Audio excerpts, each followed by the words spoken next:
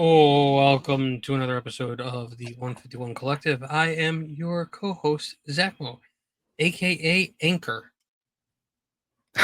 And I'm your co-host Collector, aka Stickers and Patches. Stickers and patches. Nice. I like it. That's what was on the desk, you know.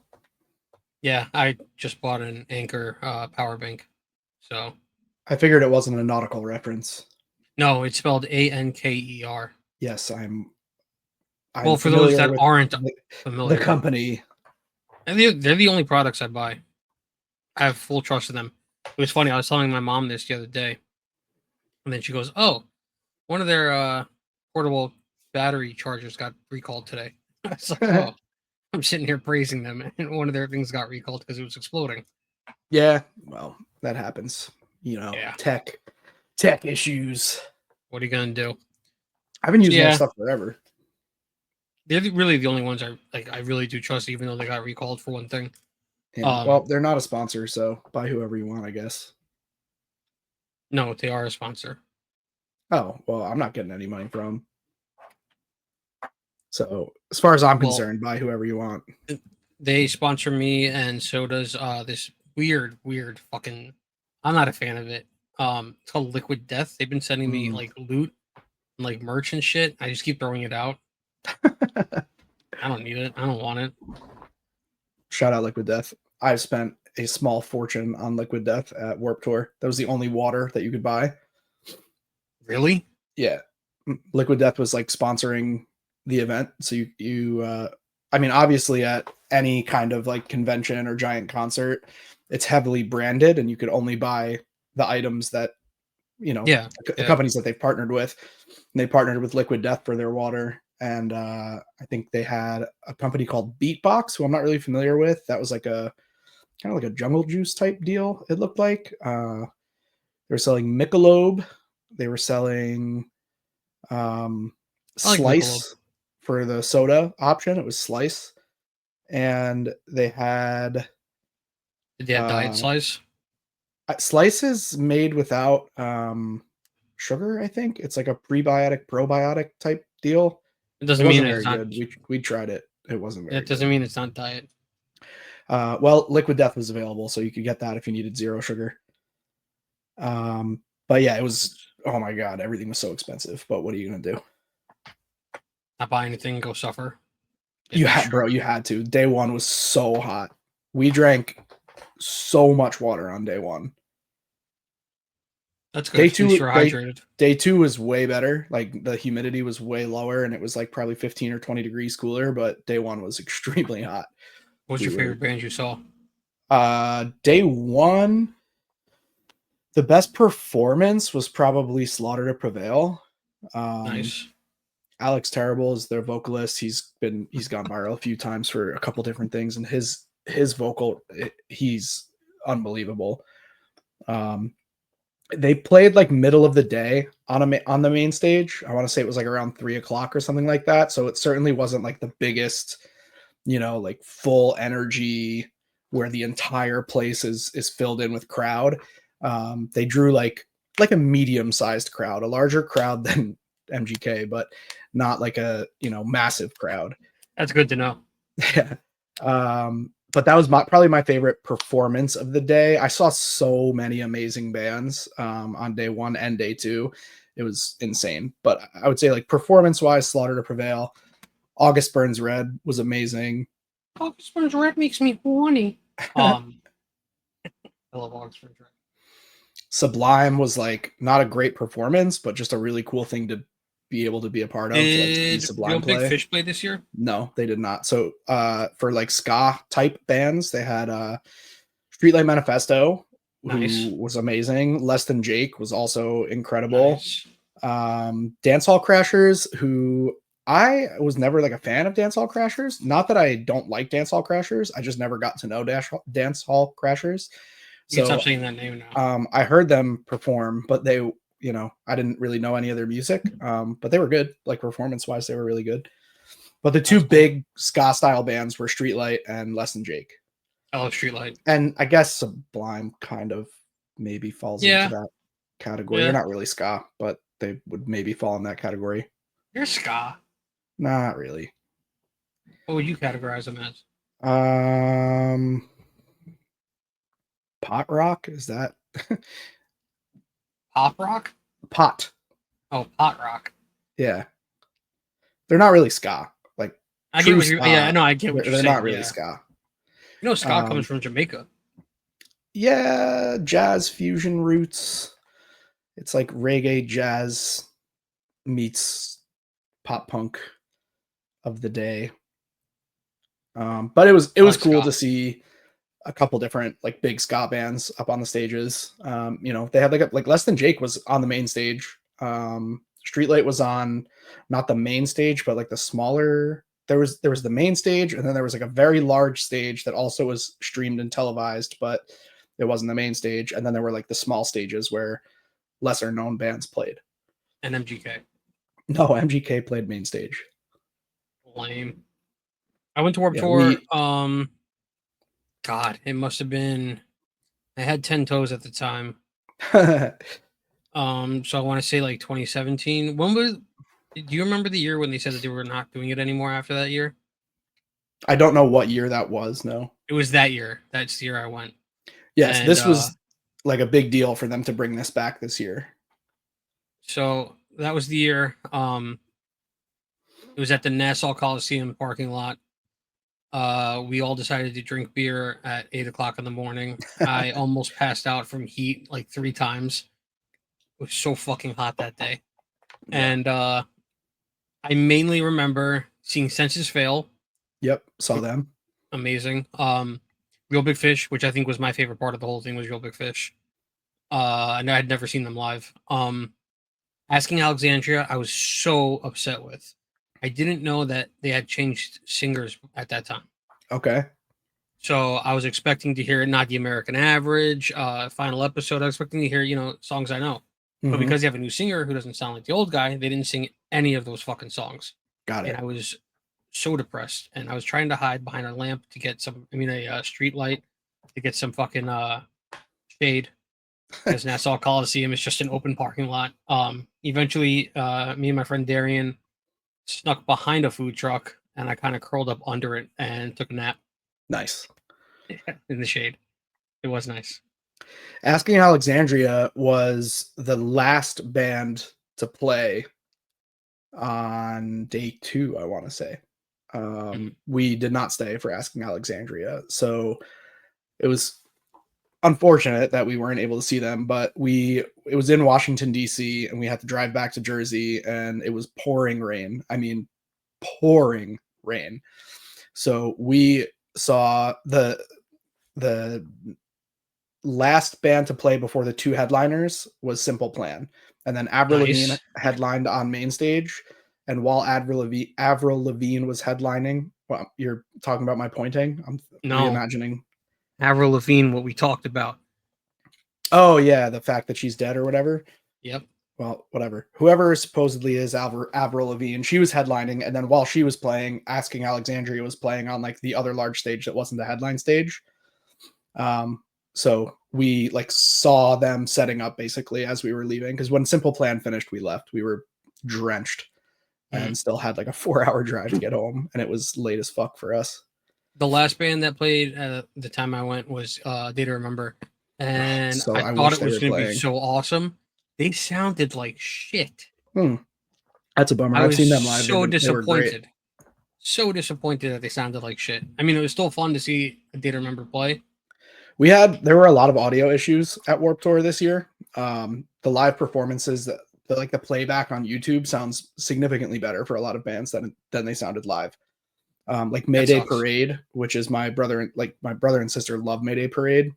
They sounded I know like you two songs by them. literally couldn't even hear the vocals. The low end was so high that the vocals were completely drowned out when we were there live. I was like looking at my brother and sister like, is this how they normally sound? And they were like, what the hell is going on? Like everybody was very upset by it.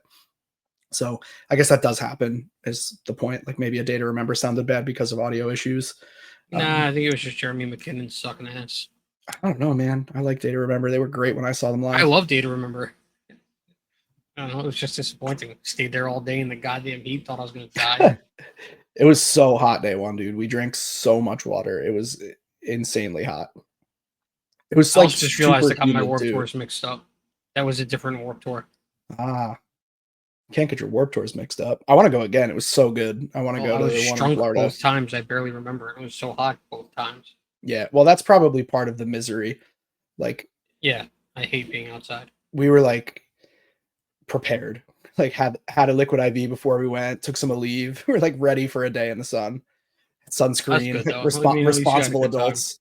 We had a great time. I mean, it was absolutely incredible. And then like aside from just the music, Nitro Circus was there, which was awesome.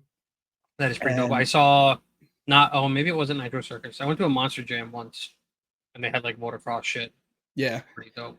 Nitro Circus I saw like very briefly. My brother saw a little bit more of that performance. I forget exactly where I was at that time. We split up like a few different times because there were four of us total in the group. So we kind of like saw different bands at different times and things like that. But I didn't see the full Nitro performance. But what I did see was multiple vert performances. So they set up the half pipe in the middle of Warp Tour. That's like a staple of Warp Tour. And they had Steve Caballero, Christian Hosoi, and like other newer riders. That you don't And know. it was amazing. Well, they're all like very popular X Games skaters and Was Jamie Foy bicyclists. there? Um, He's a skateboarder. he may have been. That name actually sounds familiar. Trevor something and Jamie something, and then two girls, Alyssa and I can't remember the other gal's name, I but think I know Alyssa. not Alyssa Steamer. No, I know. That's Alicia. Um, but she was amazing. Everybody, the vert performance was incredible. Watching Steve Caballero skate was like it was unreal. And I didn't even know this really ahead of time, but Steve Caballero has a band, Urethane, so we watched them perform live as well, and that was really cool. Um, I got to meet Christian Hosoi, which was also really fucking cool. And yeah, the vert performance was just awesome. All I around, it was met a great time. 10 out of I 10. met this guitarist once. I got him to sign a Charmander card I pulled. Oh, nice. Yeah, his you're name you're was making fun of me. I see. His name is Tim Henson. no, it He's the was Jim guitarist Henson, in and he was hanging out with Kermit. Tim Henson. He's the guitarist of Polyphia, who I'll be seeing live in August. By When the way, System of a Down, Avenged Sevenfold, Polyphia, and Wisp. August 31st, Chicago. who am I seeing? Not Avenged. You're seeing the New York show. I think it's System and I don't remember who Is Polyphia the. going to be there? No, I don't think so. I think Oh, Polyphia and thank Wisp God! are both only in Chicago. I would have sold my ticket. I think it's going to be amazing. I can't wait to see System. August Burns Red played their cover of uh,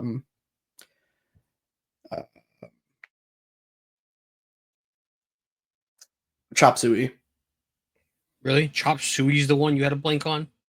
Yeah, I can think of it because it's August Burns Red, not System of a Down. So I have another question Yeah, what's because up? people won't stop asking me, and it's like, guys, relax. How has your 2 weeks been in collecting? Pretty good. Last couple of weeks have been pretty solid. We had a lot of Destined Rivals action going on. Black and White came out, so we opened a lot of that. And for me personally, I got a couple of Eradicates. I really like that art rare from Destined Rivals. You haven't Um, recorded since Destin Rivals came out? we may have recorded once since Destin came out. I can't remember the timeline. Me neither. Go ahead. But we have, that's what we've been opening basically on stream is a lot of Destined Rivals and a lot of Black and White, and it's been awesome. It's been Black and White's an awesome set. And Destined Rivals also is a very, very well balanced set. I've been focused primarily on my Kamiya collection. For a very long time, I was just kind of like collecting Kamiya arts as they came to me. Like I wasn't like actively seeking Kamiya stuff. And now I'm getting down to the much harder to find stuff. So I'm working on the Kamiya vending series stuff, which came out like before Pokemon even existed in the US. and some of the Oh, so harder to this isn't find, just a like Kamiya Pokemon binder; it's just a Kamiya binder in general. it's no. His vending series are they're Pokemon cards, but um, the vending series was something that came out in Japan. They were sold on like sheets, like it was 9 cards to a sheet, and that was before those artworks came out before Pokemon existed in the US. It hadn't made it to the US yet. So those cards are only in Japanese. I'm getting down to like weird promos, like stuff that's stamped from certain Pokemon centers that was only available at that one Pokemon center. Um, some of the like Skyridge cards are pretty hard to find. So I'm getting down to the nitty gritty. I'm getting some really cool Kamiya art. I'm feeling good about that. Checking Does off. Kamiya do art for other TCGs? I think probably Magic, but I don't know off the top of my head. I know he has a couple of arts for Pokemon that are um, they're not on cards, but I don't know if he does anything outside of Pokemon. If you're just listening, he's looking it up. I am looking it up. Yes. Yeah, he does artwork outside of Pokemon, but it appears to not be for a TCG. It's just he's just Cool. an illustrator and painter.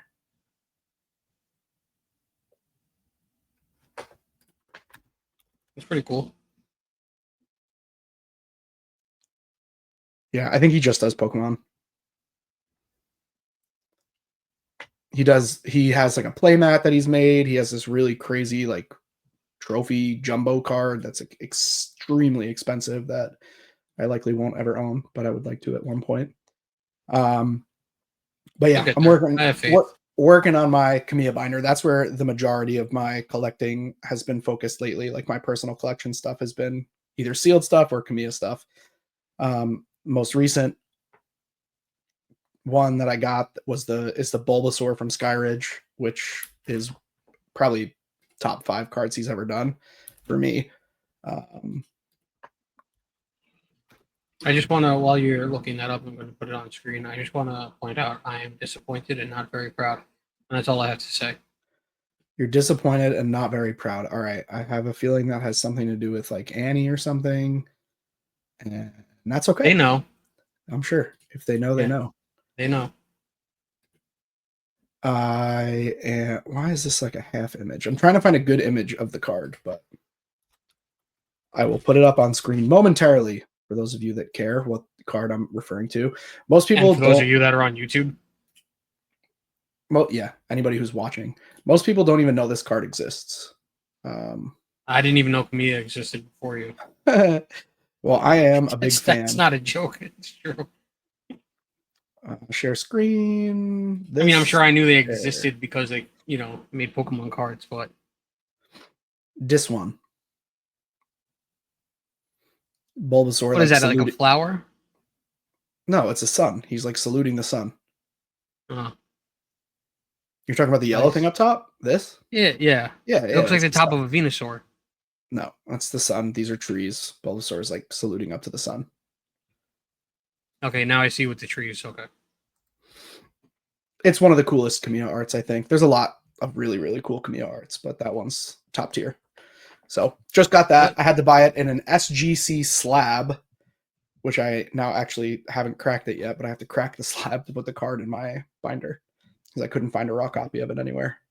Damn. Was it a 10? It's a 9, an SGC 9. I don't even know what SGC is. They focus mainly on sports cards. Let me see if I have it. I do. It happens to be right here. They have this like weird styrofoam that they put in all their slabs. Like all that black that you see is styrofoam to keep the card from getting damaged. Interesting. How Which is thick is that? very interesting. It's the same size as a regular slab. Hmm. But yeah, they use that styrofoam. They're very popular in the sports world. They are known, like SGC is like a reputable company. They're considered one of the big 3. So, or 4, I guess. You have like ESA, Beckett. ZMG, ZMG is SGC. not on the list, brother. You have PSA, CGC, Beckett, and SGC. SGC is again more geared towards sports stuff. And we lost the other one. What? Oh, Tag. Tag, yeah. Company's trash. It's so funny to me that it's trash now because of how like hyped everybody was making it. Well, Like me and you had like a full 20-minute conversation about it on one of these episodes, and now it's trash. I just find it funny, and because I remember specifically you asking me, like, which would I have preferred, and I told you PSA because I'm used to the label and I prefer yeah. seeing that label. I just think it's funny that now they didn't have the capacity to withstand what they were getting Yeah. So the what income happened? of what they had. The reason that Tag is not a good company, in my personal opinion, is because of how they handled that influx in business. There should have Influx was the word I been was looking for. Thank you. there should have been massive amounts of effort going into communicating to everybody what was happening. Right. Maybe even pause submissions. There's like there's so many different ways they could have handled it. Instead, what they did was just chose radio silence. Like, we have your shit, you'll get it when you get it. Yeah. And then obviously you have like legions of pissed off customers, and nobody now there's still, it's hard to find comps on tag slabs because they're new, which would have been fine if things were coming out at the rate that they were promised. But when you're promised a 5-day turnaround and you're getting a 90-day turnaround, I mean, it's the card market changes so much in 90 days that you have to be conscious of that when you're grading. And so Card it's market just, changes weekly. yeah, yes, the Pokemon card market changes extremely rapidly. So when you have a company promising 5 or 10-day turnaround and you're getting 90-day turnaround, it's like there's literally no coming back from that. So Shame. yeah, in my book, I won't be grading with Tag anymore. If they told me like, hey, we are inundated, our turnaround times are going to be really high, let us know what questions you have, and then they followed up with any customer support, like if they answered any messages at all, then it would have been a different story. But they literally just didn't answer customer service messages, like no Terrible. replies. Well, speaking of card market, Mm-hmm. why don't we get a little bit of a market update going? Yeah, we'll talk about the Pokemon market a little bit. Let me guess. Well, Wait. Let me guess. Pokemon go up. Pokemon go up, guys. I mean, you kind of know this already. For me, this has kind of been my stance on Pokemon from the beginning of this podcast, from the beginning of my time in the Pokemon world. You know, Pokemon not only is it extremely hot right now, but Pokemon still is standing the test of time as an alternative investment for people, especially when it comes to sealed product, or cards that have been around for longer than let's just say 5 years as like a benchmark point.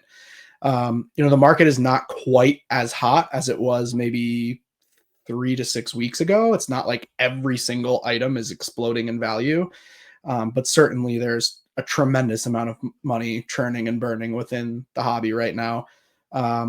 We're seeing decreases in some things. Some things on sale would be singles from English 151. We're still seeing a drop on those. This is like the prime time from when the waifu market crashed and then came back up, and the alt art market crashed and came back up. So this is a good time for 151 if you're buying singles for future. And then we're seeing like Destined Rivals leveling out because it's been out long enough. Cynthia's Garchomp is a little bit more expensive than it was at its low. It's breaking the 200 mark. It was just shy of 200. Now it's like 210. You have your Mewtwo selling for closer to 400 than it was a week or two before. So Destined Rivals going up, and then tag teams. Basically anything featuring Reshiram, Zekrom, or anything tag team is pretty hot right now. Also, of course, the mega cards are extremely hot as we're gearing up for the launch of all things mega in the upcoming sets. We're also seeing a little bit of retrace on some of the like mid to late era Scarlet Violet stuff as far as like sealed product goes. The sets aren't quite as hot as they were, I guess you would say, but they're still relatively expensive. Destined Rivals is holding pretty strong. ETB's right around 90, booster boxes right around 250. We're seeing a decline still on Prismatic. It's not a crazy decline, but it definitely dropped off a bit as they printed a little bit more Prismatic product lately. The all-time low for Prismatic was like late May, early June. We saw prices at what has been the lowest since they came out, and it's gone back up a little bit since then. Everything else really is exploding still. All Sword and Shield era stuff is still climbing. There's no end in sight for that. Sword and Shield is totally done. We're not going to get any more Sword and Shield. So your later era Sword and Shield stuff is just going to continue to climb. You have your Lost Origin, your Silver Tempest, your Brilliant Stars, Crown Zenith. Those are all just on the increase right now. Brilliant Stars is seeing really good growth, which is not surprising because for 2 years I've been saying Brilliant Stars is one of the best sets in the Sword and Shield era. Yeah, heavy Charizard set.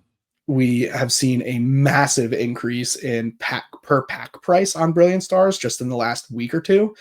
I think Brilliant is finally going to kind of explode to where I've always said it should settle.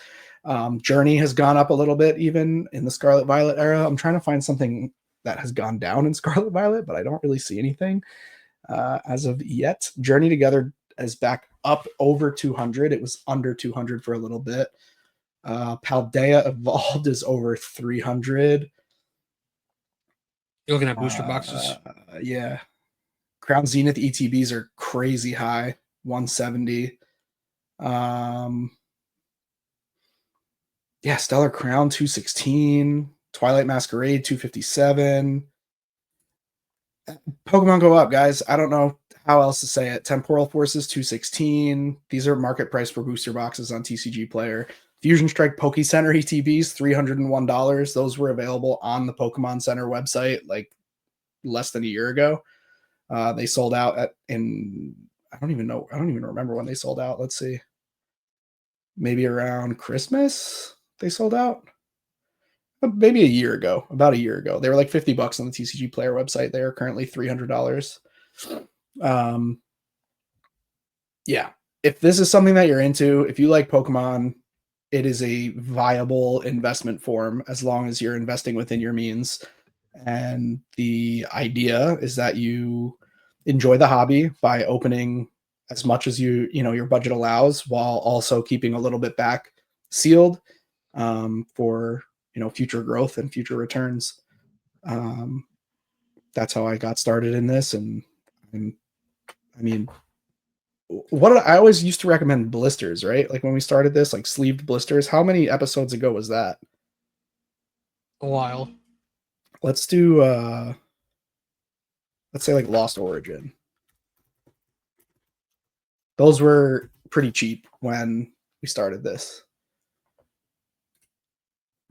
I think they were, let's see, like a year ago. A year ago, they were $5.43. Today, they're $10.88. So if you would have bought a set for $20, you would have doubled your money in 1 year. It's not too shabby. Yeah, it's not bad, especially considering most of us aren't buying just one set of Lost Origin. Like if you're a sealed collector, you have lots of art sets of everything. So art sets of Lost are $40 to $44 for a single art set. A lot of people, like people who are heavier into the collecting aspect of sealed, are collecting sealed cases. Like I have a sealed case of Fusion Strike booster packs, the sleeved ones. And those are, they were, when we first started doing this, like $600 or $700 for the case, and now they're several $1,000s, like $3 to $5 for a case. So I borrow one. I only have one. You can't borrow it. Want. I tried. But yeah, as far as the market goes, market's still strong. Pokemon go up. Slabs and singles are retracing. This is not surprising. Slabs and singles are way more volatile than sealed. If your goal is long-term stability in Pokemon, sealed is the way to go. As far as like financials are concerned, if you're into the hobby for other reasons, things that are not directly tied to finances, then open your packs and enjoy it. That's a totally separate part of the hobby, in my opinion. You want something cool? Yeah, man.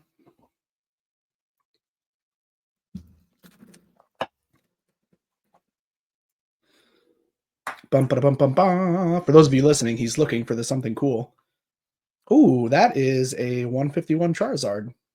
It is. Nice. There you go. Chubby. That looks good. Chubby Zard. What did you call me? That card is iconic, man. That card is, as far as investable cards go, that right now is an excellent time to buy that card. That card is sub $200 at the moment. I think its market price is right around 180, and it's a no-brainer. It's a no-brainer card. Shout out API for that Charizard, by the way. Shout out Um, API for being a legend. Yeah, also because shout out API for the use two badass cards. Nice. Some Pokenots. Pokenots were very fun. I enjoyed them quite a bit. Yeah, I was glad you got them. I was really excited, and I was really excited that Mike offered these up and bought me a pack for no goddamn reason. Thank you, Mike. Eat a man. It really is. But yes, I think that Pokenots were quite a bit of fun. You gonna get more? If I can find them, yeah, they're not really like easy to find necessarily, but if I can find them, I will definitely get more. Easier than Rennie, right? Yeah, easier than Rennie. Rennie stuff is definitely more scarce than Pokenot. Pokenot I could buy like right now at market price. It's harder to find it in bulk, not at market price. When I find Rennie, I typically find it from someone who has like a fair amount, so I'm able to buy a bunch of packs or consign a bunch of packs. Pokenots are a little bit harder to find in that the market price, because the market price is lower, like significantly lower than Rennie, there's not much room on them, so it's hard to be profitable with them. Which isn't really the end of the world. Like when we did Who gave you this? Hold on, I can't see it. Annie. Reverse Charizard from Pogo.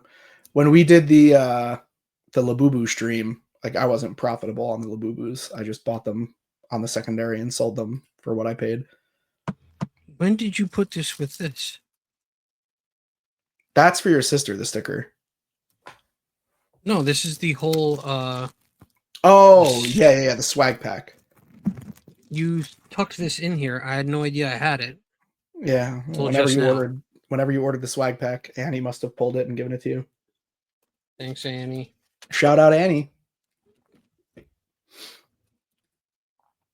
I'm glad you're opening your mail during our podcast. Your mail from it was where the ago. Charizard was. I haven't opened it yet. Leave me alone. All right, so I have this other question that everybody keeps clamoring about. Yeah. And they want to know if you chose from Discord or if you chose from yourself. I chose from myself. I did not even really look at the suggestions. Tight Life Charlie, nobody's getting numbers. No toe pictures. If I'm being honest, I did not put the numbers into the Google machine to figure out what Pokemon we were doing. But I thought it would be a cool thing to highlight Pokemon that is sort of very meta at the moment and in everybody in the forefront of everybody's mind.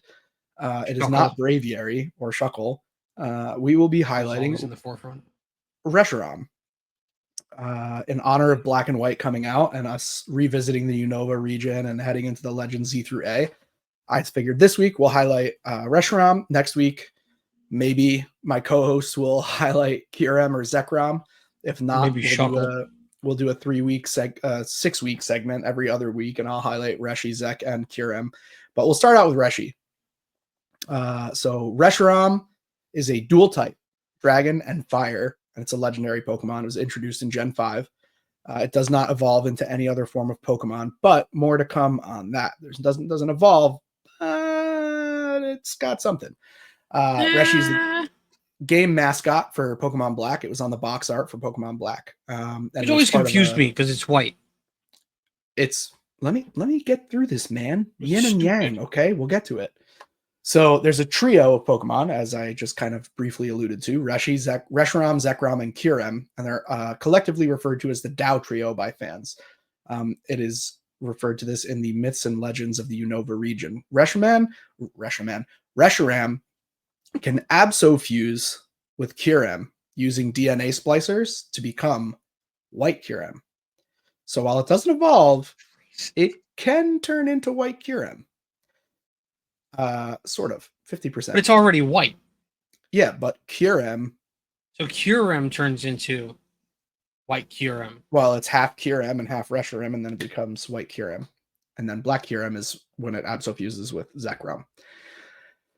So, Reshiram and its counterpart Zekrom appear to be based on the concept of yin and yang in Taoism, directly referenced by Reshiram's Japanese category name White Yang Pokemon. Reshiram's design was made to be light, airy, graceful, and feminine to contrast Zekram's tough and masculine design.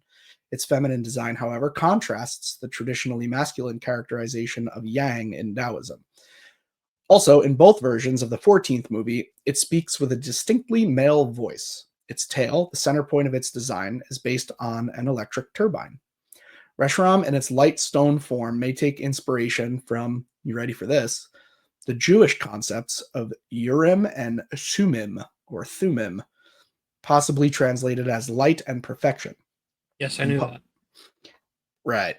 In pop culture, they're commonly depicted as a white and black stone. Its association with truth would align with the idea of light.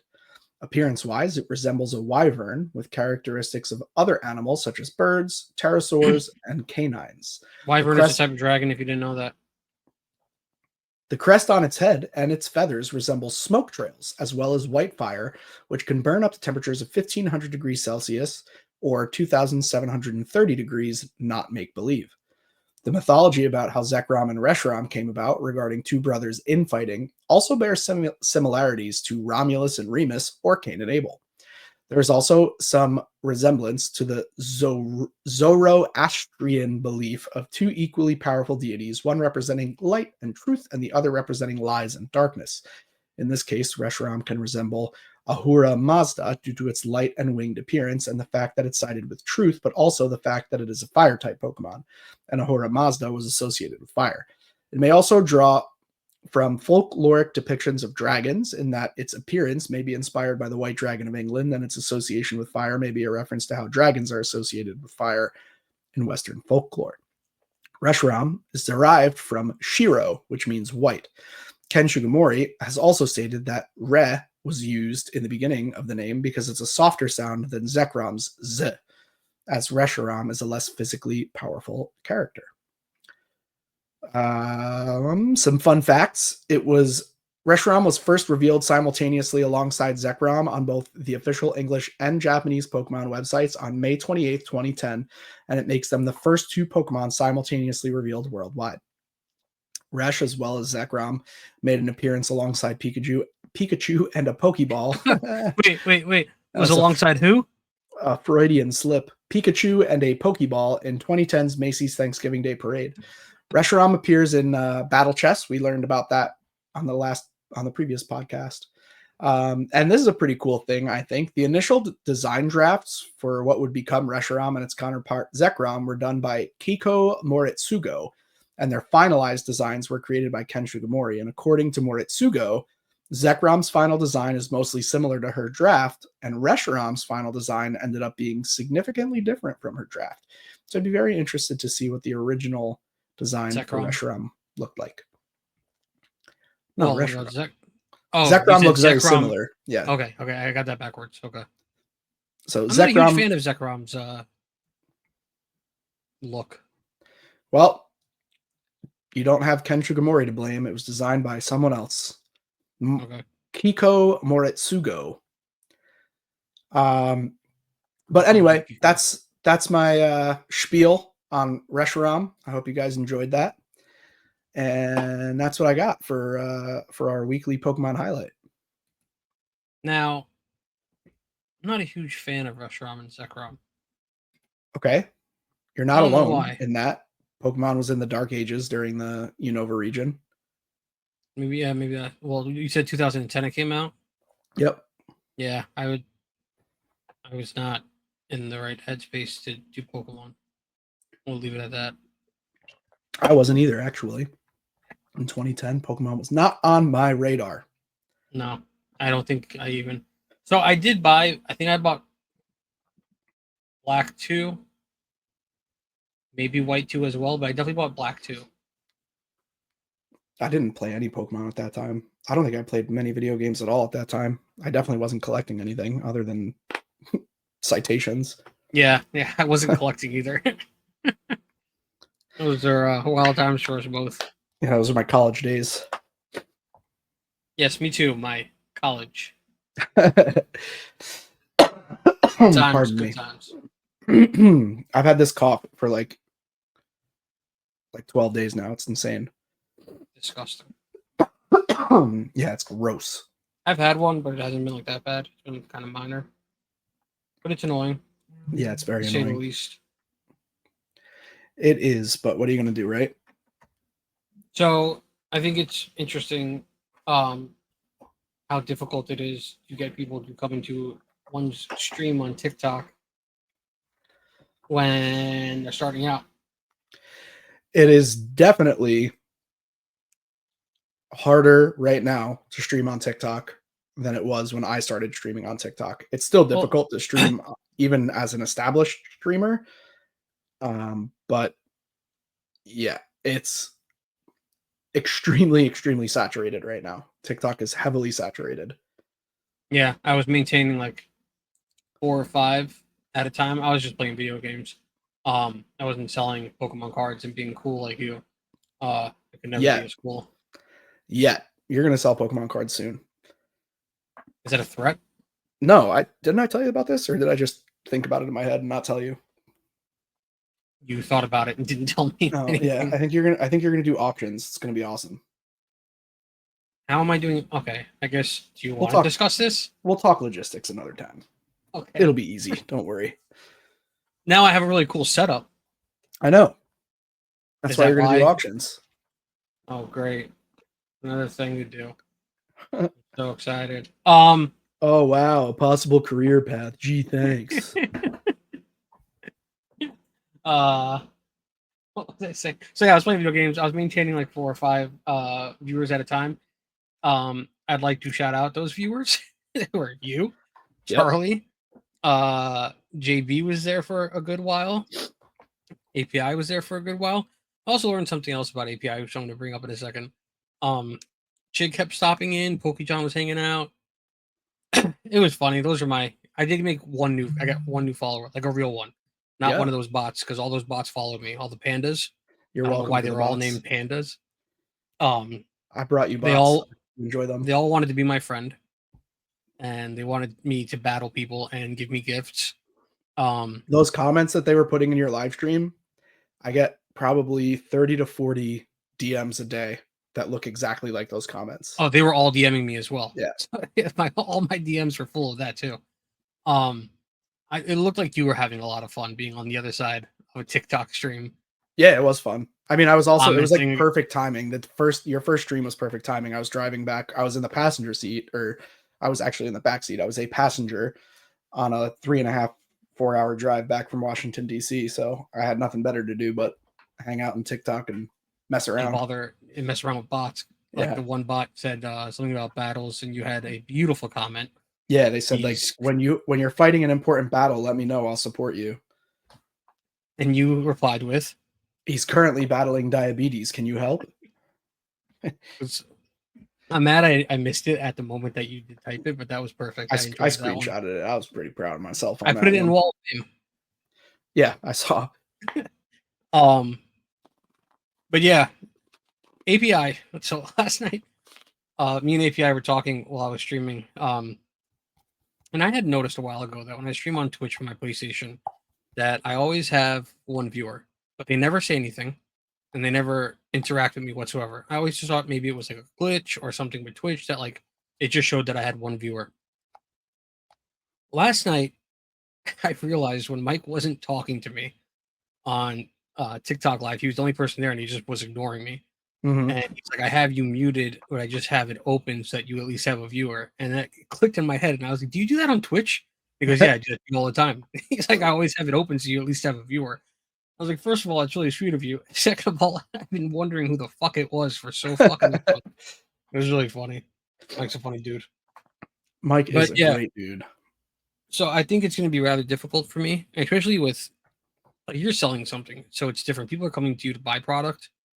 Me, I'm just playing a video game. How many people really want to sit there and watch my dumb face while playing a zombie game that's seriously underrated, in my opinion? I don't think enough people know this. No State of Decay 2. Um, it's going to be more difficult for sure. But I did get one real follower. That's where I was Mhm. struggling with. One real guy asked questions, and Yeah, you and I mean, engaged more than I did. I think it's a difficult thing to do to try to establish a new following. I was fortunate when I first started. that I already had like a small community on TikTok of people who I knew from other streams, other Pokemon streams. And so they kind of, much like we're coming in and supporting you right now, a lot of people did that for me in the early days. I had like 10 or 15 people who kind of came and sat in my streams. I also did a tremendous amount of giveaways on TikTok, and that was how I got my following in the first place. And that was, for me, that was like the bread and butter. That was how I got everything off the ground, was with giveaways. I invested quite a bit into giveaways to get everything running. I did a giveaway. Yeah, I know you did a giveaway. It was pretty funny. Um, but yeah, I don't know, man. I think of like Queso and I think of Jinxie, and like they all have the same story. Like they streamed for a very long time to very, very, very few people. And then eventually like they just caught the algorithm just caught for them, and they became more popular, and then it started to snowball when they really became popular. But a lot of famous streamers, I think I Show Speed, Kai Sanat, like they all started streaming to no one. Well, who's the fellow that went into Union Square? I think it was Kai Sanat. Went into Union Square and started that goddamn riot. Could have been. I don't know about it. He offered a PS5 and he like said everybody come to Union Square, and Union Square got packed. And there was helicopters, so police had to come. It was like a whole full-blown fucking riot going on in Union Square. I don't work far from there, and I'm hearing all the helicopters and shit. I'm like, what the fuck is going on? It was crazy. It could be Kai Sanat. I mean, I he's think like it was. extremely famous now. He's like one of the top streamers. Kai I'm pretty sure Sanat, he I got in a Show lot of trouble for that. Speed, FaZe. Jinxie's kind of like outdated now. Queso's probably fallen off a little bit too. But those are some like the biggest video game streamers that I know anyway. So I'll get there in 5 years after I I mean, do it all takes these a long options. time. It's not like you don't just like turn on the camera and then all of a sudden have an audience. You have to like find people and connect with them. I think people don't realize how much goes into curating a community. It's Yeah. like Yeah, the no, for collect. sure. I think the Collectors Club is a special place. Like, and I don't just say that because I'm the owner and it's my business. Like, I don't know too many other stream communities that have the same level of engagement that we have in the Collectors Club, where Yeah, no, we I are 100% agree. genuine. Like, I have made many genuine friends from my stream. And I think a lot of other people have become friends with one another in our stream. And yeah, it was the Collectors Club was and continues to be a labor of love. Staying active in Discord, staying connected with people, streaming very consistently, and making sure I'm like taking requests. Like all those things go into making the Collectors Club what it is. And I think that's what goes into like any successful, like really successful stream. It's not about how many viewers are in the room. It's just about how many people are It's like the quality, actively not the quantity. engaging.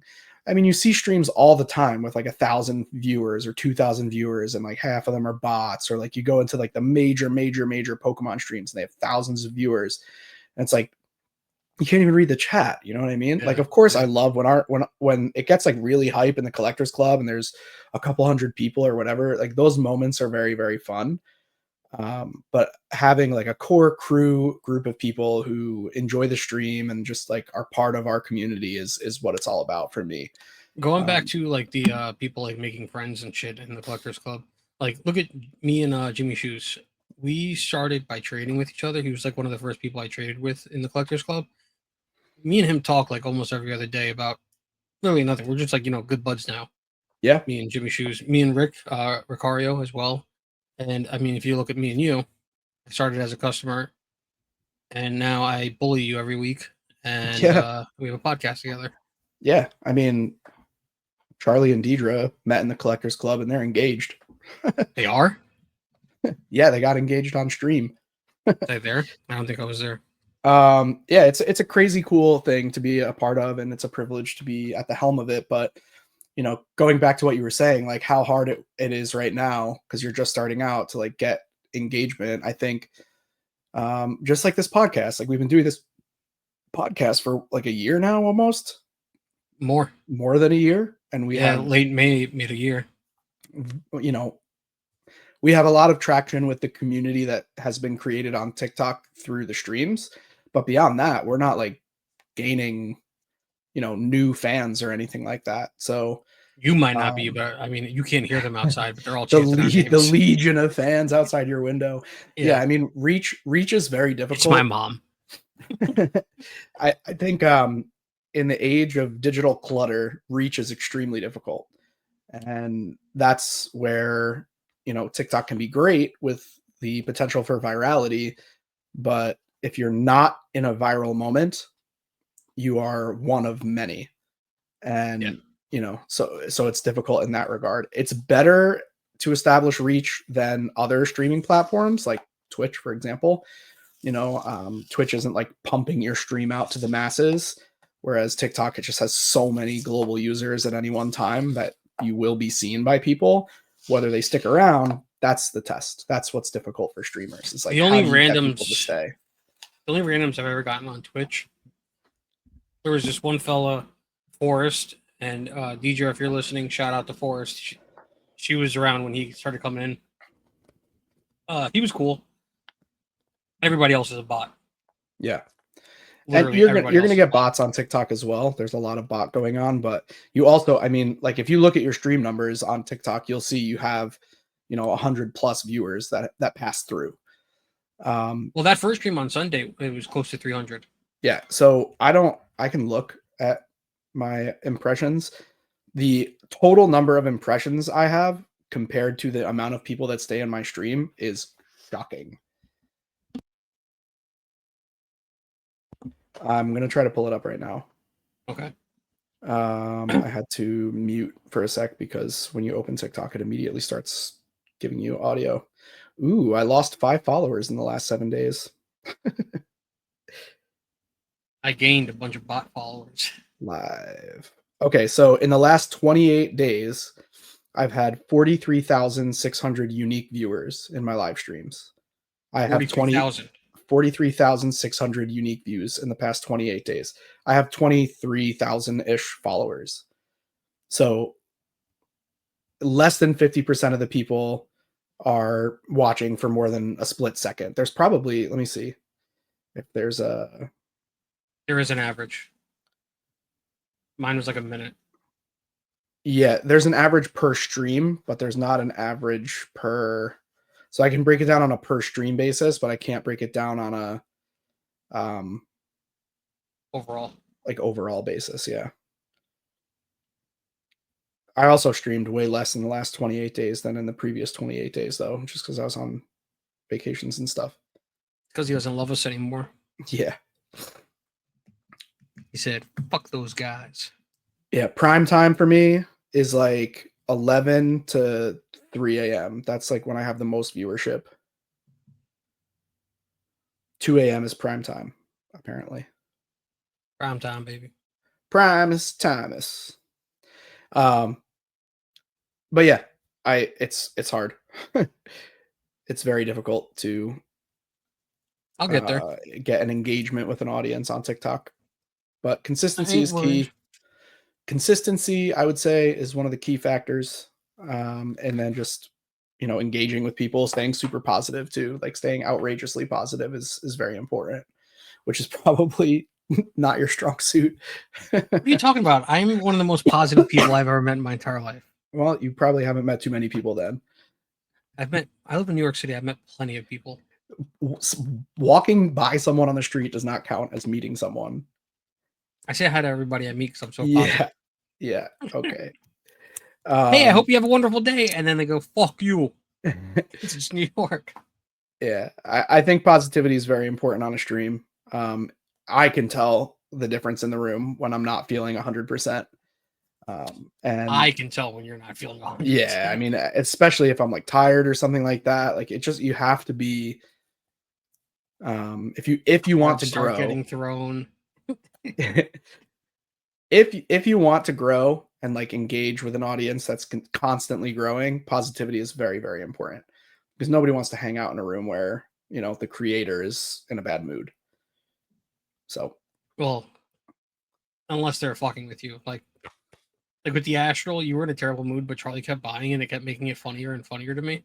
Yes, that was different. Like we were engaging in like a long running joke kind of thing. Like people know Right. when I get pissed off about certain packs that aren't opening well, and that's kind of like a meme almost. But like Yeah. if I were true, like when I'm really like super tired or just whatever, not in a great mood for some reason, like it is crystal clear. Yes. Yes, it is. So it's hard. It's really hard too to like fake it through that when I'm not feeling myself. Like you guys know me, the true me. Everybody who comes into my streams gets to meet like the real, authentic version of me. I don't think they know you as well as I do. Well, I mean, You know the all other times when you just sit here and call me a JB when we're not recording. that doesn't happen. Yeah. You should have seen. I wasn't looking at the camera. He joins the studio and he just goes, "What up, JB?" And then I look Stop. over at the camera and he's just Doesn't full happen. saluting with his Full boot, saluting is goose crazy stepping work. in his boots. I'm not even wearing shoes right now. Full saluting in my boots is crazy work. Just goose stepping back and forth through the camera. Oh, that's funny. You want to I'm get to everybody's favorite part? still too sore to be goose stepping right now from Warp Oh, yeah, Tour. Yeah, let's do it. that's fun. All right. We have fun. So what are we doing here? Did we pick a type? No, let me go to the Discord. Hold on. And let us look at what we got here. Yeah, let's pick a Pokemon type. I see electric. Charlie, you only get one, okay? I see psychic. I see, what did King put? Let's use psychic for King. King and Annie did psychic. All right, let's do psychic. Psychic type. One Pokemon. Default form. All gens. Any evolution, right? One of these days I'll Yes. remember. One of No, these yeah. days I Default will form, any remember how we evolution. do this. All right. If you're new here, we're going to generate 10 Pokemon randomly and rank them blind. Also, if you're new here, thanks for making it this far in this ridiculous episode. First Pokemon on our ranking list is Mana.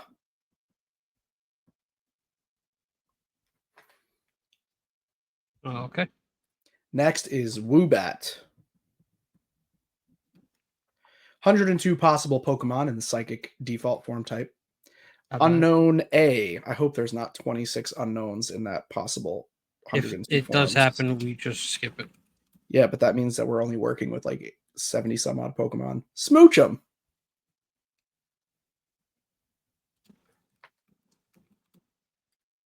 Lugia. Now we're getting somewhere. Mana again. Curlia.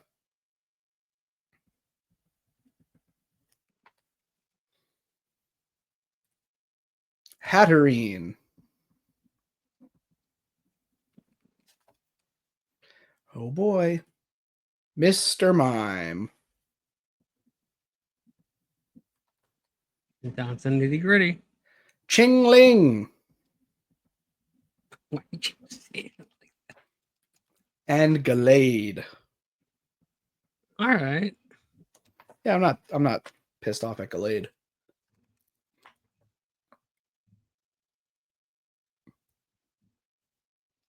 Let me know when you're ready. I'm ready, man. All right. So number 10, I have Mana. I have Hatterene. No, okay. 9, I have Unknown. I have Mana. 8, I have Smoochum. Woobat. 7, I have Woobat. Mime. 6, I have Curlia. Chingling. Yeah, the Curlia should have went higher. 5, I have Hatterene. I have Unknown. I don't mind Unknown. Okay. I always thought they were stupid. I never liked them. 4, I have Chingling. I have Curlia. Yeah, I would have switched mine. 3, I have Gallade. I have Smoochum.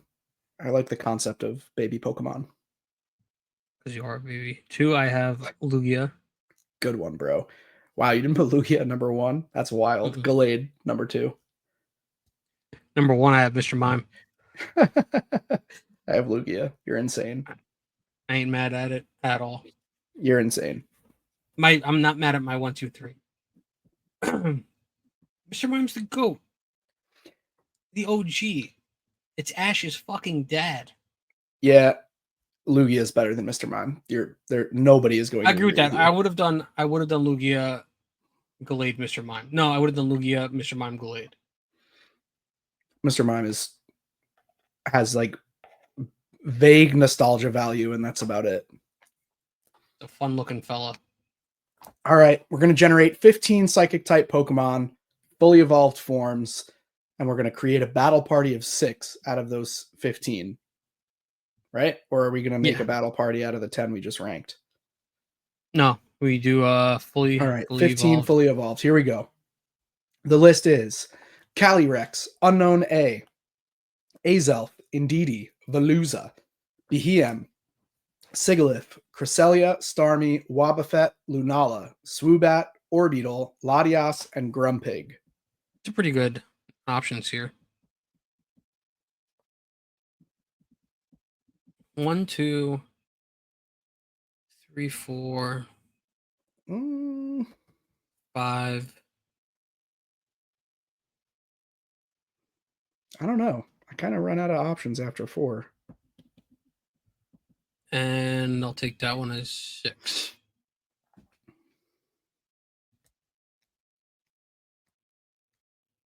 Yeah, I'm not mad at that. 1, 2, 3, 4, 5, 6. Yeah. All right, I got mine. All right, so I'm going Calyrex. Okay, I have Calyrex. Cresselia. Yep. Starmie. Yep. Lunala. Yep. Orbeetle. Nope. And Latias. Azelf. So I guess I'm gonna have to ask ChatGPT. But Azelf v Orbeetle. Azelf's a better Pokemon in general. yeah, but Orbeetle is also bug type, which is very effective against Psychic. ChatGPT, who wins, Azelf or Orbeetle? Hold on, I'm getting there. Hey, yo, what up, ChatGPT? Who wins? Yeah, who wins? Azelf or Orbeetle? How you spell Orbeetle? Is it just Beetle? OR Beetle. Okay, I spelled it right.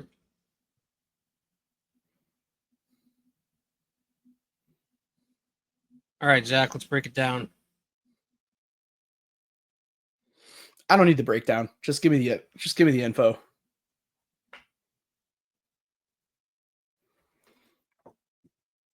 Nope.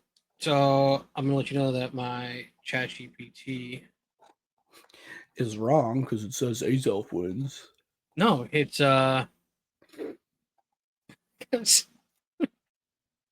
because my fucking phone corrected it to a elf. Azelf. So it broke it down in D&D and Lord of the Rings. Nice. Let's try again. A elf or beetle?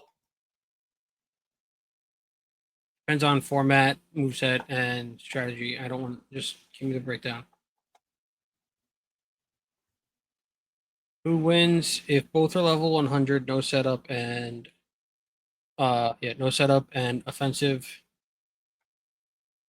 Azelf outspeeds and hits hard, but it's a glass cannon.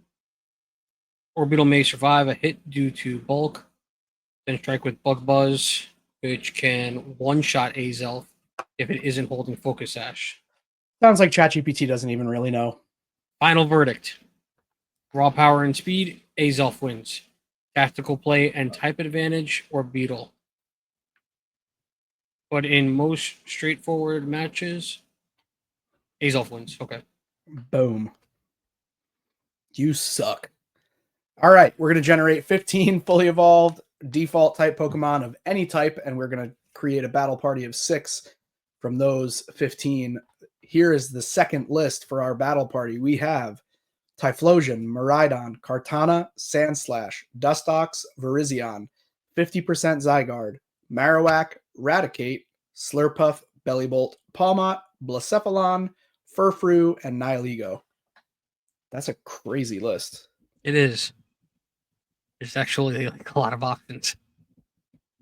1, 2, 3, 4, 5, 6. You're always slightly faster than I am at this. That's what she said. That's unfortunate. All right, I got my list. I don't know if I Typhlosion. missed anybody. Of course, Typhlosion. Miraidon. I have Miraidon. Virizion. Horizon. Yep. 50% boy. Yep. Blacephalon. No. Belly Bolt. No. I have Nihilego and Kartana. So Blacephalon, Belly Bolt versus Nihilego and Kartana.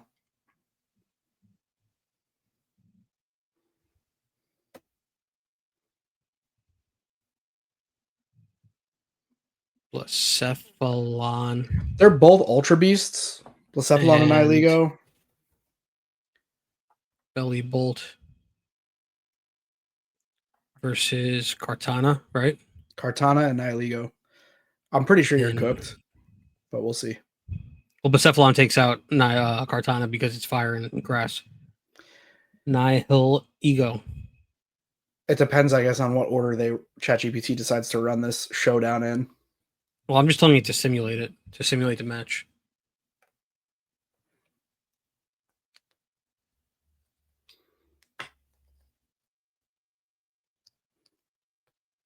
For those of you just listening, we are waiting for ChatGPT to give us an answer. It's running the simulation. Simulation complete. Winner Blacephalon and Belly Bolt. Barely. Lame.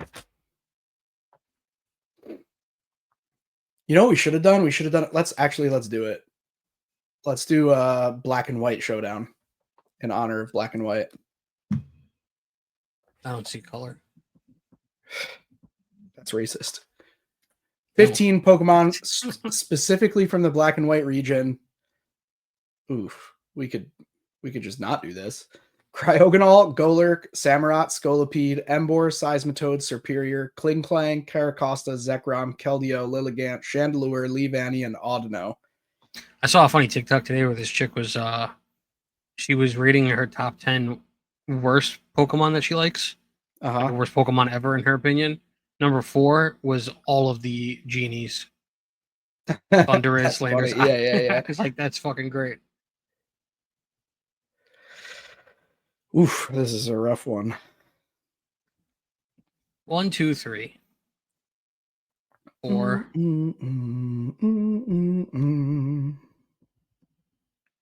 5. All right, I got my 6. 6. All right, so off the bat, I'm taking 3 starters. I did not. Okay, so I have Samurott. I don't. I have Emboar. I do. I have Superior. I do not. Okay, I have Golurk. I do. Zekrom.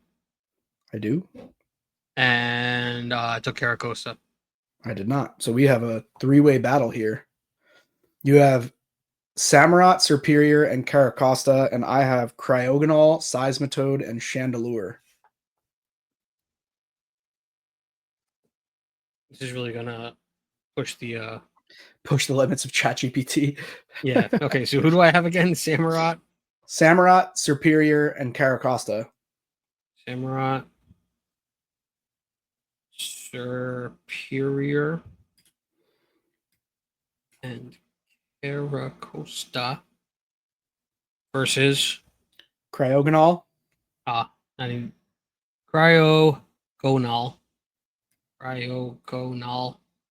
Seismitoad. Seismitoad, pretty much how it sounds. Okay. And Chandelure. and Chandelure. Not chandelier, chandelure. Not chandelier, chandelure. Who wins? Come on, ChatGPT, throw me a bone. Well, right now we're even. As left won first round, Yeah, Azelf. and then I won. As what did I say? Aslef. Yeah, same fucking. That's what you said. Azelf. As left. It's good that we argue while it's figuring it out. Final verdict: Samurott Superior and Caracosta win. All right. Well, that's disappointing. Wait, What are you gonna do, right? I need a definitive answer. Wait, what do you mean?